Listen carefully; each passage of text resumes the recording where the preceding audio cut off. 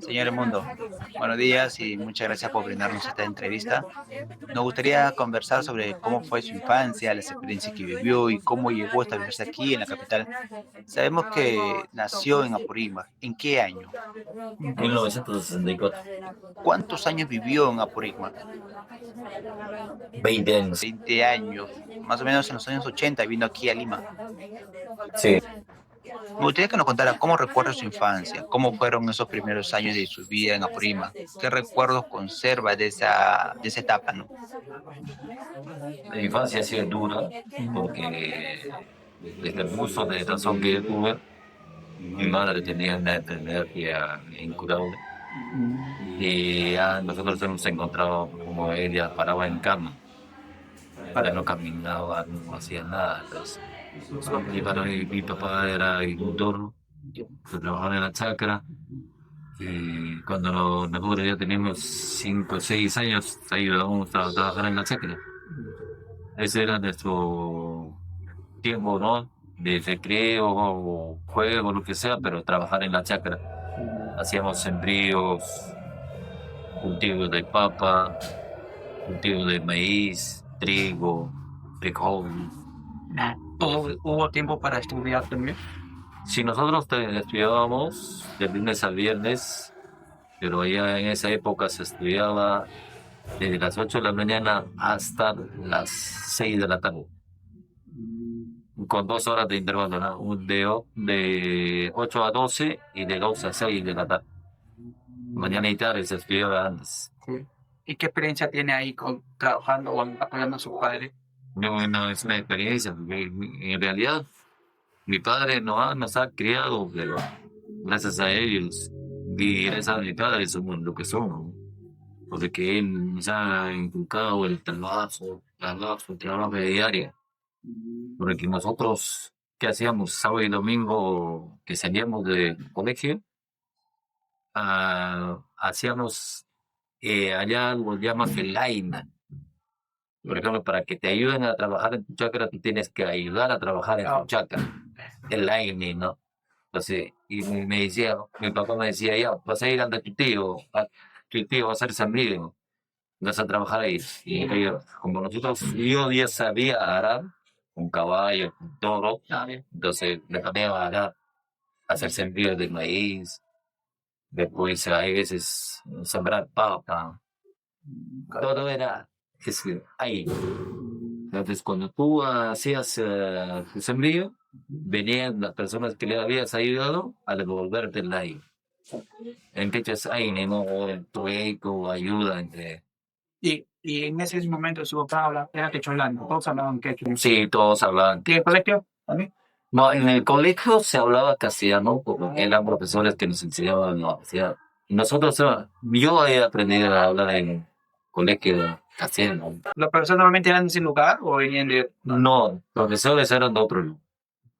Venían por ejemplo, nosotros, yo soy del distrito de Chirua, de la provincia de Abancay, pero los profesores venían de Grao, de Abancay mismo, algunos venían de Chacochi, de diferentes sitios. ¿Y le era muy difícil aprender esa nueva lengua? Para mí sí, ¿No? ¿Sí? para mí sí, porque desde allá no había inicial, solamente entrabas a primer grado, Sí. y en primer grado era una pesadilla para aprender eh, castellano. ¿Hasta qué edad ya aprendió castellano? No sé, desde los 6 hasta me duró bastante, más o menos hasta los 9, ¿verdad? 9, dicen por ahí. 9, 10 años y hablábamos pues, así medio ¿Y cómo era la comunicación con su padre? Siempre quechua. siempre que Nunca le interesó así su padre aprender castellano. a mi mamá no, pero mi papá después aprendió a hablar que se aprendió a hablar pecho, castellano porque vino acá a Lima, estaba un tiempo en Lima y ahí aprendió a hablar castellano. Yo, también en Lima, inclusive a los docentes, aún, les hablo en quechua. Y nunca, yo tengo ahorita 62 años y nunca me he olvidado de hablar quechua. algo que nos puede decir en quechua, o algo que usted recurrentemente habla en quechua, una frase. Claro, a veces le digo, no, iba a que no hay más bacano que, no, no hay más bacano que una mitad y, como decir, ¿de dónde eres, señora? No, no, no, es más que lo fácil que es son eso, ¿no? Es más que mamita, porque la palabra siempre es así. Es más que mamita. Es como decir, por ejemplo, mamita ahí, es como decir, mi mamita, señora, señorita, ¿cómo estás? No. Sí. Maimanta can, ¿de dónde eres, mamita? Sí. Eso siempre es, allá los padres hablaban quechua, siempre con ese cariño, con ese, no, hay veces acá no, buenos días. Es muy frío, ¿no? Claro, no, buenos días. Hay veces le digo, le decimos, cuando tengo, buenos días. Ah, buenos días, papá. Ya, o sea, entonces cambia, ¿no? Buenos días. No, mi hijo, que tiene habilidad, ¿sabes? Cada vez cuando llega a su ahora ya había aprendido a saludar. Buenas tardes, hermanito. Entonces ya no, y el otro ya responde también, su hermano mayor responde, buenas tardes, hermanito, ¿cómo estás, tío Nico? ¿Cómo te ha ido? Ah, sí, no, pero ahí sí, sí, siempre, ¿no? El hablar que he hecho, por ejemplo, el New Harmony, que falta, uno para usar chaita, es sencillo hablar con fecha. No, Y ahora en el pueblo de allá ha visitado últimamente. sí, sí, pues, he visitado 2 veces que llegué de acá a Lima, Ya. porque también acá en Lima, por ejemplo, cuando mi secundaria completa, un provinciano, ¿no? Sería. Vine de allá con ganas de postular a la policía. En esa época era guardia civil. Vine, pero no pude por el mismo que aquí en Lima es bastante la discriminación con las personas que vienen de provincia. Y más aún con las personas que hablan quechua. Y sobre todo en aquella época, yo llegué a ser árbitro de la Federación Peruana de Fútbol y tuve una experiencia bien grande.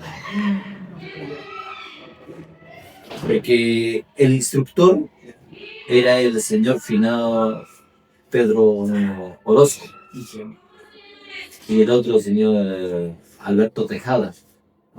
De repente recuerdan al árbitro Alberto Tejada, su papá también era médico. ¿Qué pasa? Que Su papá de Alberto Tejada era instructor de árbitros de la Federación Peruana de Fútbol.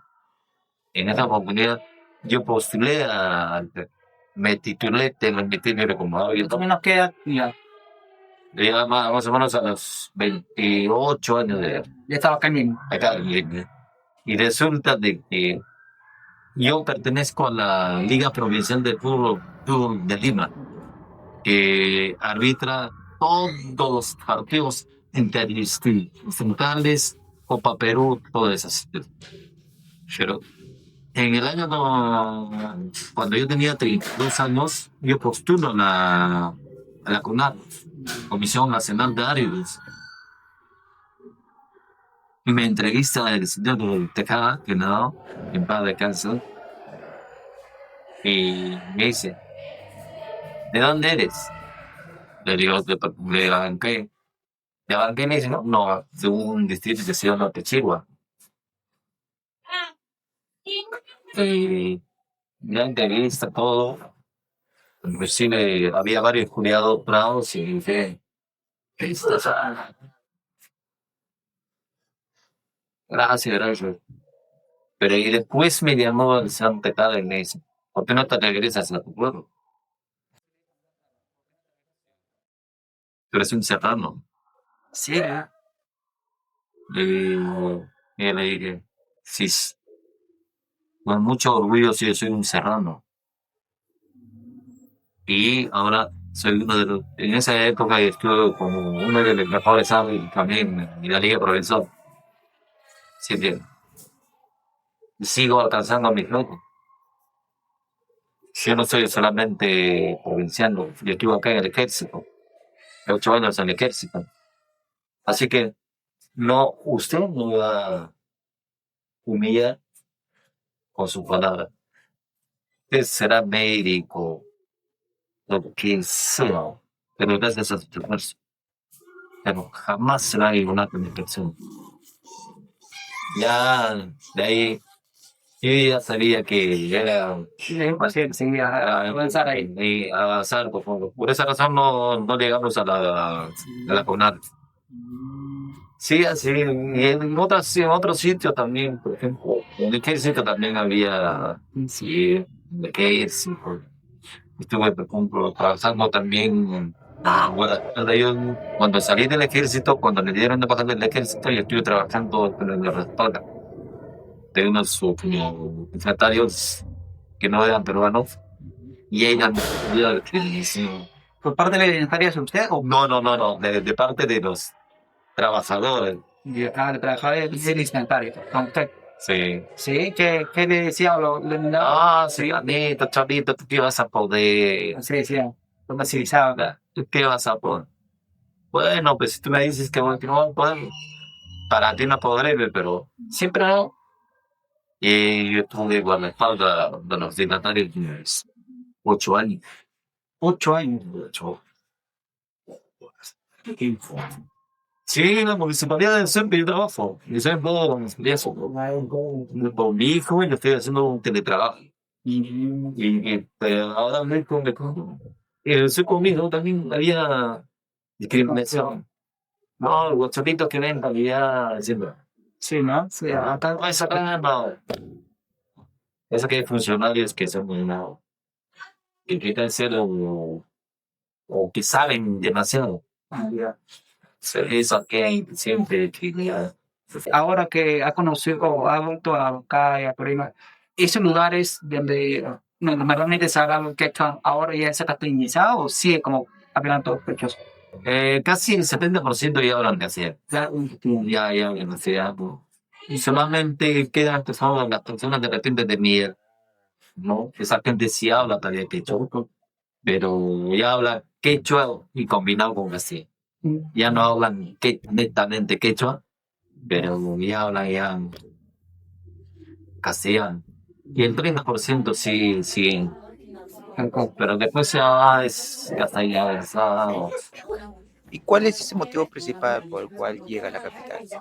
¿Buscar nuevas oportunidades o algunos problemas personales o conflictos? No, para buscar. Yo vine netamente para postular a la Guardia Civil.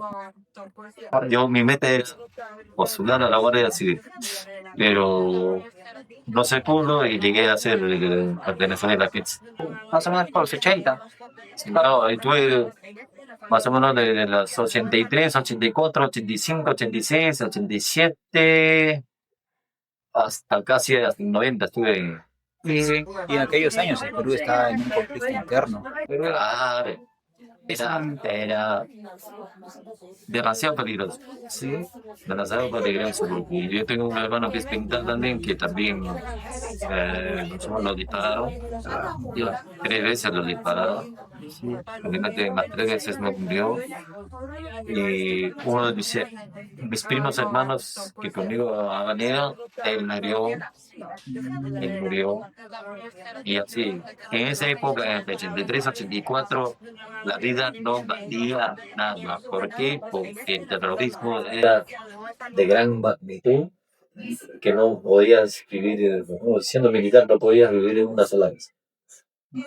No, y en esa época, por ejemplo, en el 83, no parecías militar, pero con el balón, si tenías que camuflarte. No sé, vivió en la época de servicio. En Ayacucho, más que nada, porque también fui de comisión a Ayacucho. En Ayacucho era peor. Pero ahí nació. En Ayacucho era peor. Sí, he vivido esa época de terrorismo 83, 84. Y cuando regresan, por ejemplo, a Lima, de Ayacucho, muchas personas regresan tocado de cabeza. Yo también estuve un mes en el hospital militar del ejército en observación. Arriba. ¿No? ¿Pero qué tal, Chorri? No, no, acá en San Miguel, también en San Miguel, sí, ahí estuve en el hospital de observación. Tú amistades que también ahí perecieron Sí, claro. Uno de mis amigos que estábamos ahí, tuvimos un ataque en la ceja del cerro de Ayacucho y murieron ahí mis amigos, que en el cielo. ¿Cómo pueden atacar a tu ejército conmigo? Bueno, en la noche a veces hacíamos patrulla y de un momento a otro recibía disparos de cualquier. Y la mayor parte de la gente se venía a Lima. Sí, se venía a Lima porque no aguantaba. Si de mi pueblo también, Juan, también salimos. A raíz de eso, porque era allá en la provincia, era más que nada en el sur. La parte del sur era brillante. Después de toda esta experiencia, ser parte de la milicia y posteriormente guardaespaldas de algunos funcionarios, ¿a qué se dedicó después? Yo soy empleado de la Municipalidad Sur, ¿Y cuánto tiempo tiene de servicio en la municipalidad? 29 años. Ahí se quedó. Sí, ahí me quedé. Ahora soy nombrado en la Municipalidad Sur. Trabajo en la subgerencia de Vizcaya. ¿Cómo nace esta idea de construir un lugar para enseñar a los niños con diferentes? Esto también es una anécdota porque cuando ya después de varios años con mi esposo tuvimos un hijo, ya y mi hijo nació con autismo de grave opuesto. Entonces, a raíz de eso buscaba colegios para mi hijo y no había colegios especiales para ellos. Entonces busqué como en los libros, en Surco, no había. Entonces, un amigo en común de mi esposa nos dice que el dueño de Bartolomé Herrera nos dice, y encontramos este colegio así, caminando, encontramos este colegio. Se acá evaluaron los psicólogos para que me entre a primer grado.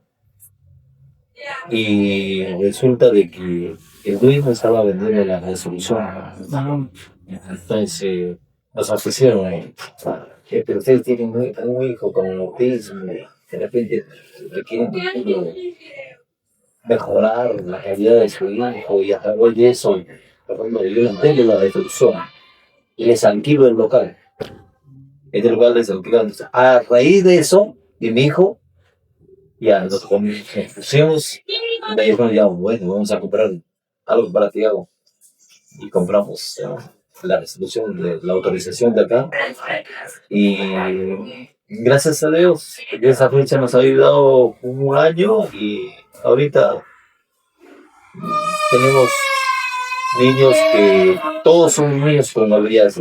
No sé cuántos niños hay. No, que 100 niños en particular. Porque en realidad no podemos tener más cantidad. ¿Por qué razón? Es bastante difícil de manejar, de controlar. Por ejemplo, hay cuando le da su crisis, es bien fuerte. En cada aula debemos tener entre 8 a 10 alumnos. ¿Ya? En la secundaria sí, en algunas aulas tenemos 12, 13, hasta 15, más, no podría. Secundaria, todo secundaria. Primaria y secundaria. Primaria y secundaria. Sí. En colegio no. Sí. ¿Se agradecen con los profesores? Sí. Sí, ahorita sí estamos, gracias a Dios, nos han tocado buenos profesores y con los auxiliares que tenemos ya con experiencia como Miss Eli, Miss Helen, que son ya años trabajando con nosotros, para que ellas son un complemento perfecto para. ¿Y cuál es el proyecto aquí en el futuro con este colegio? Yo quisiera crecer con el colegio, no solamente acá en Los Olivos, sino en otros distritos, porque veo que actualmente niños con autismos que hay mucho más cantidad. Porque hay veces veo en otros distritos, por ejemplo, que también vive mi hermana en Villa María, y no hay un colegio. no hay un colegio, porque cuando pones a veces es bastante triste ver, yo mi hijo cuando estaba en el nido, a veces no lo atendía, por el simple razón de que el niño cuando está chiquito no te responde. Necesitamos atención. Claro, no te responde. Cuando tú le llamas por su nombre a un niño autista, no te responde. Entonces, ellos tienen que llevar terapia de lunes a domingo. ¿No? Con terapia en caballo, terapia como que es piscina, terapia conducta, lenguaje, sensorial, todo eso. Terapia. Y el costo es muy alto. Hay madres que no pueden cubrir. En Vía María, veo que hay niñitos que prácticamente piensan como loquitos. ¿Por qué? Porque los padres no pueden cubrir. Si una terapia de conducta, está el costo más o menos 85 soles de 45 minutos. Que lleve de lunes a viernes, ¿cuánto va a ser el costo a la semana? Más o menos un equivalente de algo de 500, 600 soles. Y una persona que gana sueldo mínimo no le alcanza. Por eso hay veces al Estado nosotros pedimos de que ellos puedan ver. Como en otros países, como en España el Estado es el que pelea niños con habilidades especiales, el Estado lo educa sin costo de los padres. Así debería ser. El Estado debería. Pero aquí en Perú no tenemos eso. No tenemos habilidad.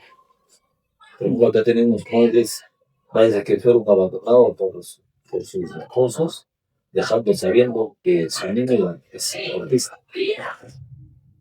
Se van de otro, aquel para eso. Bueno, ahí es bastante. Pero negocio, pero ahí eran los.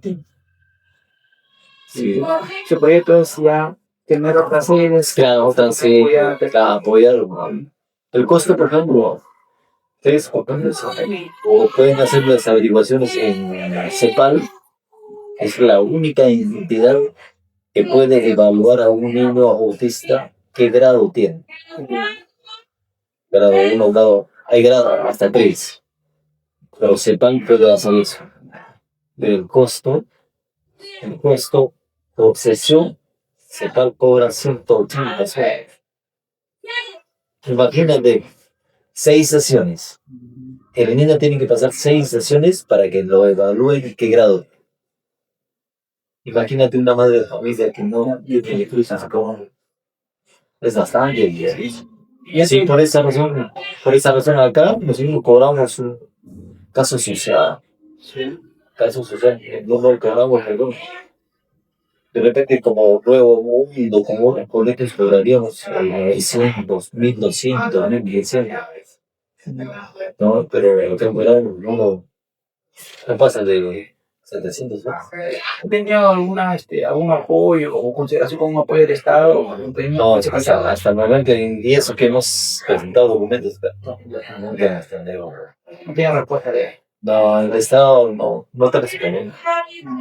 No hay esa voluntad de apoyar con los niños que inclusive, por ejemplo, el año pasado hemos hecho la visita a la casa del gobierno. Sí. Hemos ido.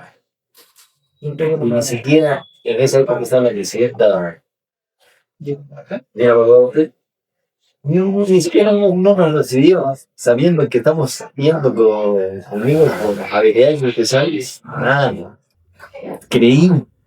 Pensé que como estamos haciendo con niños con habilidades especiales, nos van a, de repente sale la presidenta, inclusive acá la directora en esa época estaba, le dije, prepárate para que puedas hablar, de repente nos entrevistan algo.